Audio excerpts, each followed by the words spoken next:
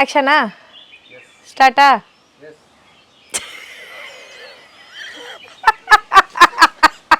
Yes. Okay, start madada bro. What made you land here? My dad gave me his retirement savings at that time. I was always, like into fashion shows, beauty, and I always wanted to be a part of this whole industry. Is that what pushed you to actually start Gdcollege? Just because you're a woman, you're looked at a certain way. The basic reason was to educate women. So do you think right now wherever you are, you're successful?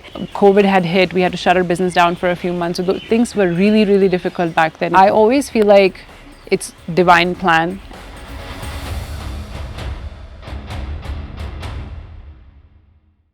Hi Jess.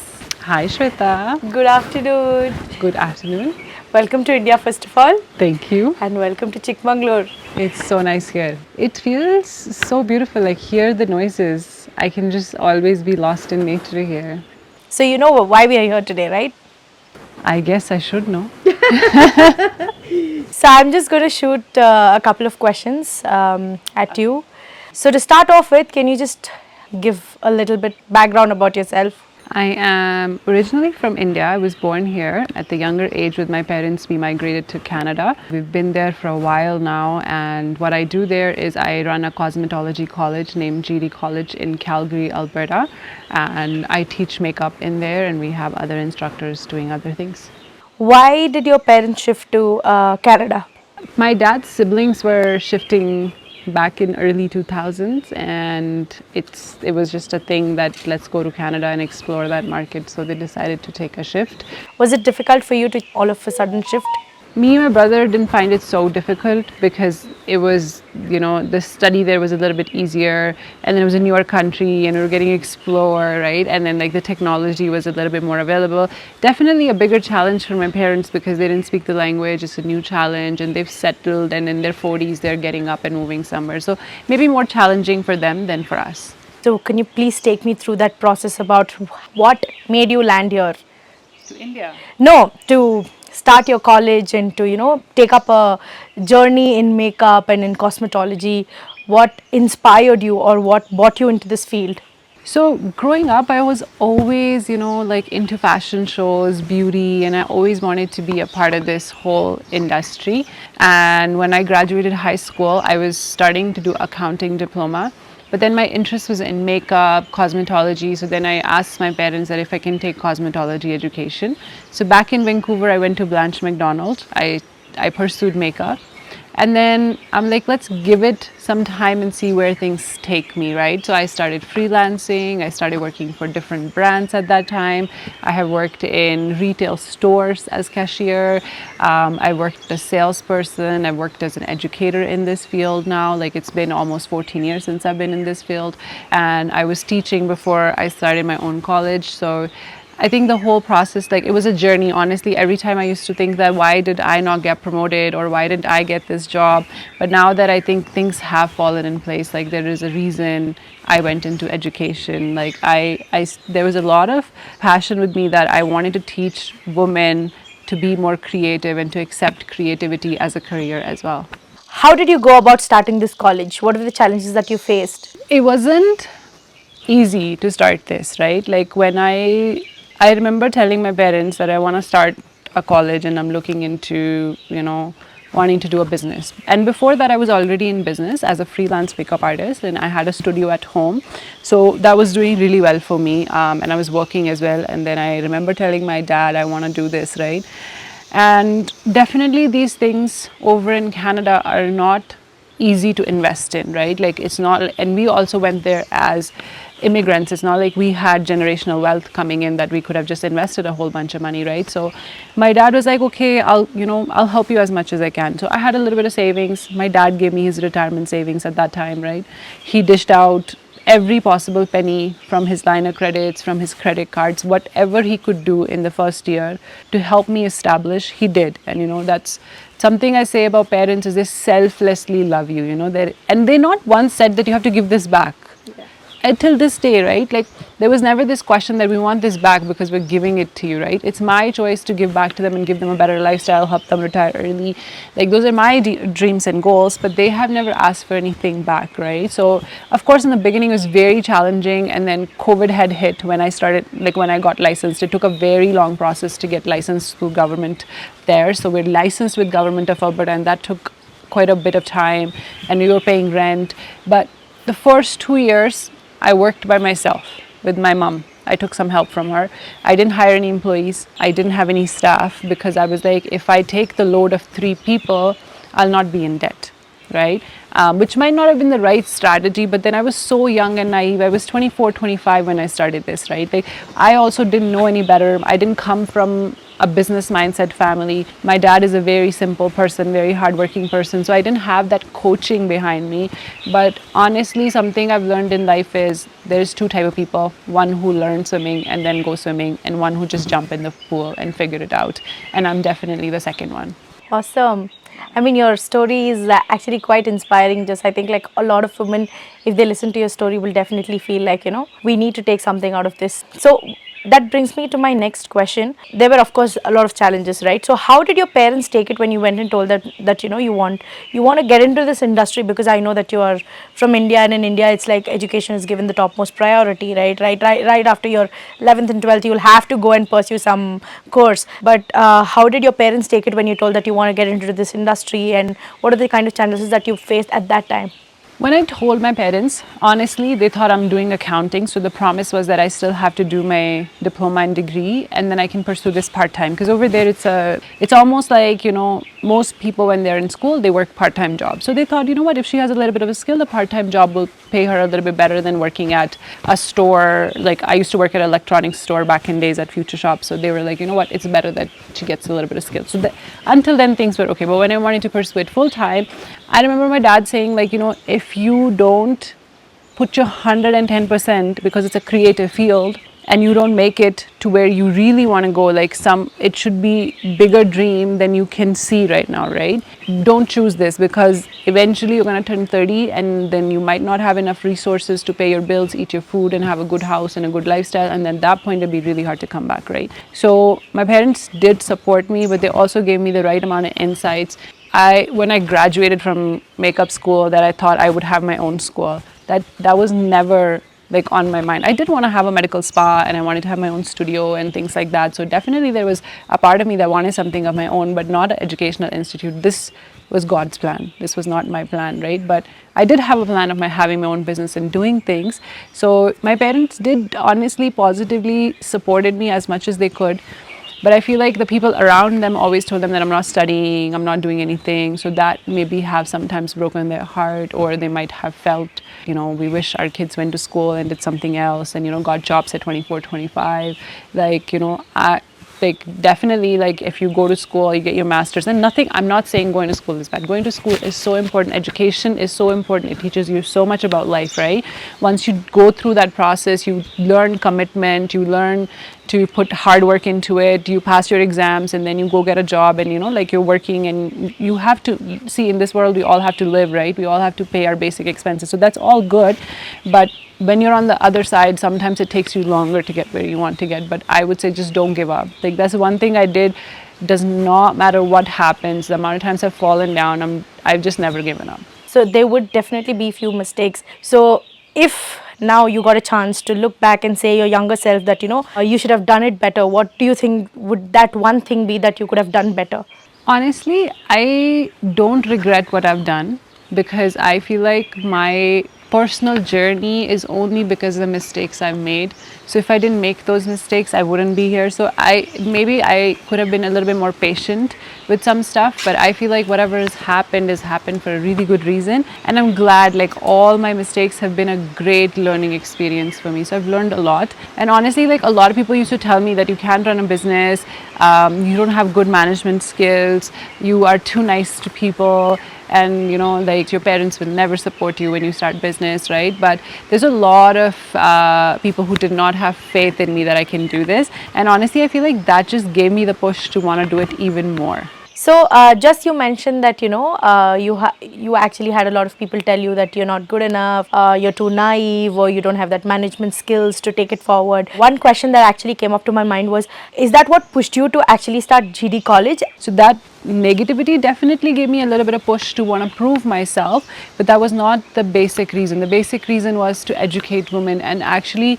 my biggest reason even today to work is I don't care if we choose to go to work or if we choose to have careers as women or if we choose to be a housewife. My mom is a housewife, right? But I feel like we all should have a little bit of skill on our hand. So tomorrow, if it's a rainy day, you're able to do something, you're not stuck. Just, I'm sure as a woman entrepreneur, you would have faced a lot of challenges. There's a stereotype, right, that's surrounded in Indian society that, women are not supposed to go out. I'm sure that things are different there, back in Canada, but in India, it's still the same, right? Since you're from India, you would have, of course, faced a lot of challenges being a woman entrepreneur. So, what are those challenges and how did you tackle them? You know, you're right that we live in this society, and sometimes I feel like, I also want to just have a family one day, and I don't like some days I don't want to choose, business. And I'm not saying I don't want to do business. Yes, every part of me wants to do it, but then that 1% sometimes, wants me to be like that homemaker, have a family, and like, just be a normal person as well. But then on the other side, there is this business I have, right? And it's honestly, sometimes I feel like, when you are female running business, what sometimes I notice is people don't take you seriously, especially when you're young. So bigger investors, or like, when you go get stuff done, just because you're a woman, you're looked at a certain way. It does not matter which part of the world you're in. And now there's a lot of change and respect that's coming up. So like the world definitely, like the newer generations are like more open. Like, our parents are definitely like, I feel like they are letting their wives work. So things are definitely a little bit changing on the other perspective of it as well. But yes, it's very difficult. And you know what, like, more than just anything else, so I work on the first floor, okay, and sometimes there is so much stuff with me that I have to carry upstairs. And being a woman, sometimes, you have to set up furniture, you have to take down garbage, you have to, and like in Canada there's not a lot of domestic help that's available, right? So being a woman, sometimes that's such a big struggle, like carrying all these boxes upstairs. And then when I'm making kits, like my brother gives me a hand, right? But on daily basis I have certain things to take to work, and then I have to drive so much around the town because to get work done, go to banks, go to government offices, like there's always something going on. So like sometimes I feel like, yes, being a woman, it can be difficult, and then also difficult in the society because there's a lot of factors in it, right? Because you're a woman running business, people, like there's this assumption that, women should first take care of family and then business, okay?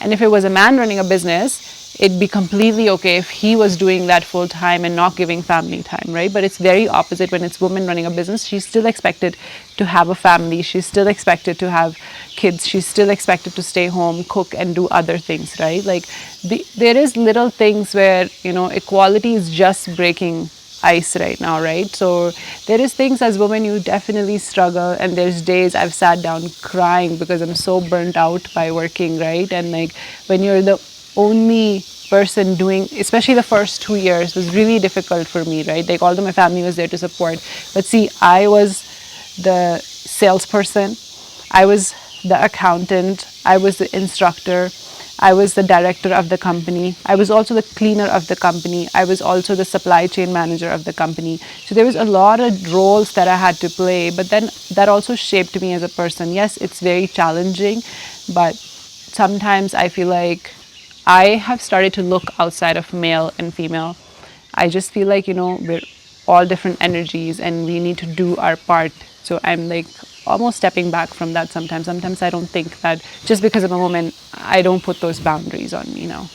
This of course brings me to my next question. So you told that your parents themselves wanted you to pursue a degree, right? And of course there would be a lot of times where you were compared with your relatives or your cousins' packages, like the kind of figures they are earning, like the kind of amount they are making. They would have definitely compared that with what you're making, right? When the comparison factor came in, did that affect you in a way, or did it make you more stronger?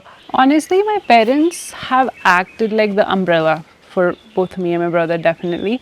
My mom used to say you're meant to do bigger things, you're meant to have bigger things in life. You're meant to do something of your own. Like she'd always like, if I was like, oh mom, I want to have a small business, she'd be like, you'll have businesses across the world. Like she was always like 10 steps ahead of what I could think for myself. So I think the positivity she gave me, and then she's taught me how to manifest, and she's taught me how to be hopeful and look out for myself. That itself played a very big role in me having faith that I can do it. Even then, in the beginning, when COVID had hit, we had to shut our business down for a few months. So things were really, really difficult back then. And for me not to give up is because they acted like the umbrella for us. So they did not let us get wet in the rain. So do you think right now, wherever you are, you're successful, and also you are your own boss, right? You can make your own decisions, you can take holiday whenever you want, but I'm sure your cousins can't do that or your relatives can't do that. Would you say that you're actually successful and happy where you are? See, saying successful would speak too much volume. I don't think like I'm successful in that term, but something I feel sometimes content about and happy about is that, there was a time where people used to be like, you get up at 4 a.m. and you go get people ready at people's houses. That's like looked down upon our culture, right? And they were like, what kind of job is this? Like, like you're not making package jobs, you don't have consistent income, you don't have health, especially like countries like that, you need health benefits, right? So I don't have health benefits, and like there's a lot of like other factors, like I'm not driving nicer cars, I'm not taking vacations at that time. And sometimes I used to like really get bothered with it, but then I kept going. But you know what, today I'm in a position where, as you said, I'm my own boss, so I don't have to ask and fill out an application for getting time off, right? If I want time off, I take time off, right? And sometimes, of course, in business, you can't really call in sick. I always say, like, if it's your own business, there is no way you can be like, I have a fever. You sometimes have to show up with that. Like, we don't have that luxury at times. But then on the other side, the luxury of like going wherever you want to and not worrying about, like, if I want to extend a vacation for an extra week, I have that luxury right now, right? Like I can be like, oh, I want to stay back. Like, and like, yes, definitely at a point, maybe I wasn't able to do those things, and no materialistic stuff will define success for me, but I just have bought a little bit of freedom right now for myself to be able to do what I want to do. And then, as you say, like being your own boss is different, but I always feel like it's divine plan and it's divine intervention that I'm here. So sometimes I don't feel like I'm the boss either. Like things just fall. Like when I started the business, to be honest, it was me and mom, and you can call her right now and ask her. I used to be like, Mom, if we teach 20, 30 women a year, something basic, we'll cover the rent, and then me and you can take decent amount of money, and we can keep it very simple. We don't have to hire somebody. Maybe eventually we'll get like a simple phone person, receptionist or something, but rest of the stuff we can manage, right? And we'll keep it very low-key small business, right? And that was my plan. But that was not the plan universe had for me, right? The rest of the things, like the staff just started falling in place. I started getting newer opportunities, newer courses started coming in, more people started trusting us. And like, of course, it's the amount of trust I get from people and I appreciate my first students because they trusted me when I didn't have, 10-year experience of us running a school, right? So those things play huge volumes for me, right? But yes, definitely, like there's times where I've been hurt because I was not where I should be. And I still feel like I'm not where I want to be right now.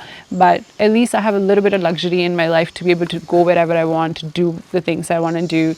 And like, I'm a very to myself kind of person. So I go everywhere, but I don't tell anybody. I just kind of disappear for a while and I just go take my moment and come back and go to work. But that's just something I've been able to do. And like, I want to, in this life, whatever time I have left, I want to empower people to choose things and do it for themselves and choose themselves first. And then, choose things that they're happy doing, because then it's not work.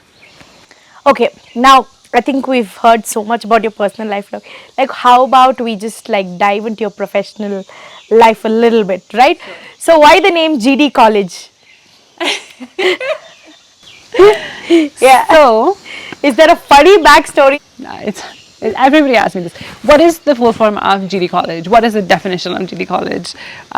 Actually, so my parents' initials, my mom's name is Gurpreet and my dad's name is Dharminder. So G&D has come from there, because they were my inspiration to start the business. They have held my hand when I started the business, and they were there for me. And honestly, they have sacrificed a lot of things for me to have this business. So that's why the name is Gdcollege. So that's where the name came.